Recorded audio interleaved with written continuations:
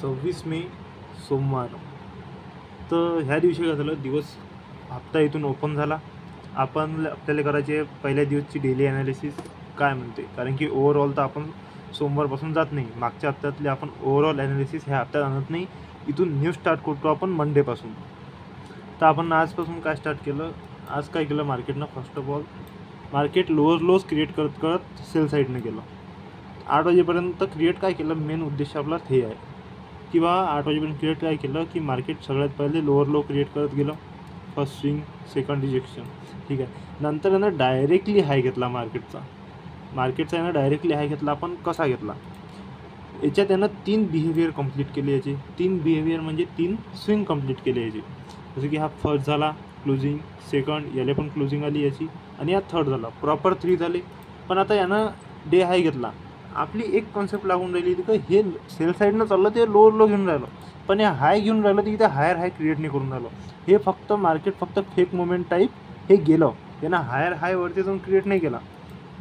आणि दुसरी पहिली कंडिशन तर आपली ही होती की हे स्विंग्स यानं याचे 3 काम कंप्लीट केले, म्हणजे 3 स्विंग याने याचे 3 बिहेवियर कंप्लीट केले. देन यानं सेल साईडनं चाललं लोअर लॉस करत चाललं आणि बाईंगला चाललं तर काहीच करत नाही चाललं, फक्त एक फेक मुवमेंटसोबत हाय घेतला यानं. आता इथून जर आपल्याला सेल साईडचं इंडिकेशन देते तर आपल्याला 101% आपण शुअर आहे की आपल्याला इथं सेल साईडनंच जायचं आहे. तर सेल साईडनं आपल्याला जायचं आहे. तर याचा जेव्हा यानं लो घेऊन घेतला इथं, तेव्हा आपण इथं फुल्ली कन्फर्म झालो की हे आता बाईंगले जात नाही, हायले हे आता जाईल तर सेल साईडले आजचा लो घेईन म्हणजे घेईन. तर आपल्याला इथे एंट्री बनवायची आहे प्रॉपर वेनं. आता यानं याचा लो घेतला तर तसे पाहिजे तर आपली एंट्री इथं बनायला पाहिजे, पण इथं आपण एंट्री नाही घेणार. काऊन नाही घेईन, कारण की इथं मार्केटनं टॉपवर जाऊन हा जो स्विंग क्रिएट करून राहिला याचा बेसच मजबूत नाही केला. याचा बेस मजबूत कसा नाही केला की यानं हे जे कॅन्डल आहे याले एकदम रेट क्लोज नाही आली, याले क्लोजिंग नाही आली, नंतर रिजेक्शन आणि क्लोजिंग नाही आली, तर हे मायने राहते. असं जर हे डायरेक्ट म्हणजे इथं आपल्याला डोळ्याला सवयच नाही याची इथं ट्रेड घ्यायची. तर इथं आपण अवॉइड केला. इथं अवॉइड केल्याच्यानंतर आपल्याला प्रॉपर रिजेक्शन आणि क्लोजिंगच नाही भेटलं. आपण हा पुरा पॅटर्नच अवॉइड करून टाकला.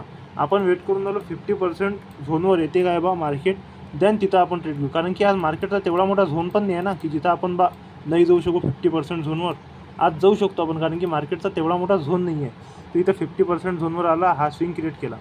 हा स्विंग आता कसा क्रिएट केला, हे सेकंड बिहेवियरसारखं क्रिएट केला, कारण की हे फर्स्ट बिहेवियर झालं आणि याच्यात गॅप दिली मार्केटनं, याच्यात आणि याच्यात. तर हे झालं सेकंड बिहेवियर.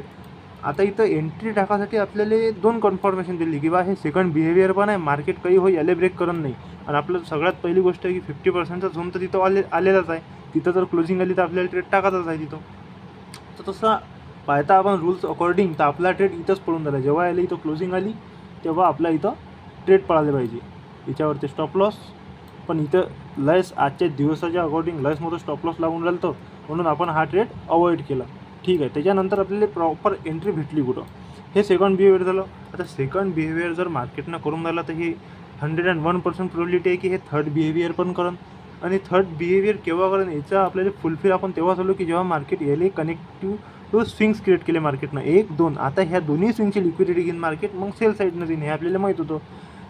आपण इथं हे दोन्ही स्विंगची यानं लिक्विडिटी घेतली, वरती आलं, प्रिव्हियस कॅन्डलने क्लोजिंग आली. इथं आपण ट्रेड टाकला होता पण आपण एक्झिट केला मागच्या वेळेस. पण इथं आपलं हे सगळ्यात मोठी चुकी होती की आपण इथं ट्रेड एक्झिट नव्हता करायला पाहिजे. डे टू डे आपल्याला ॲनालिसिस करायची आहे. छोटं मोठं टार्गेट घेऊन आपल्याला निघायचं आहे.